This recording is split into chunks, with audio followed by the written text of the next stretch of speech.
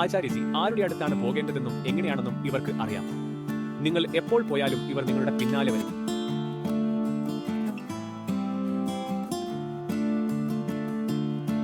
മനുഷ്യനാകാൻ മൃഗങ്ങളുമായി സൗഹൃദം സ്ഥാപിക്കുന്നത് വളരെ പ്രധാനമാണ്. എവിടെ നിന്നെങ്കിലും തുടങ്ങൂ, ഒരു പൂച്ച, ഒരു നായ.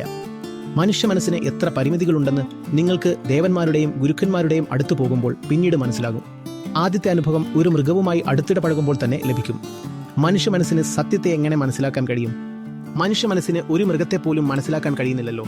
ഏതെങ്കിലും ഒരു മൃഗവുമായി സൗഹൃദം സ്ഥാപിക്കൂ, എന്നിട്ട് നോക്കൂ എത്രയെത്ര കാര്യങ്ങളാണ് അത് നിങ്ങളോട് പറയാൻ ആഗ്രഹിക്കുന്നതെന്ന്. അതെന്തോ പറഞ്ഞു എന്ന് നിങ്ങൾക്ക് തോന്നും, പക്ഷെ നിങ്ങൾക്കത് മനസ്സിലാക്കാൻ കഴിയില്ല. ഏതെങ്കിലും ഒരു മൃഗവുമായി സൗഹൃദം സ്ഥാപിക്കൂ, എന്നിട്ട് നോക്കൂ എത്രയെത്ര കാര്യങ്ങളാണ് അത് നിങ്ങളോട് പറയാൻ ആഗ്രഹിക്കുന്നതെന്ന്.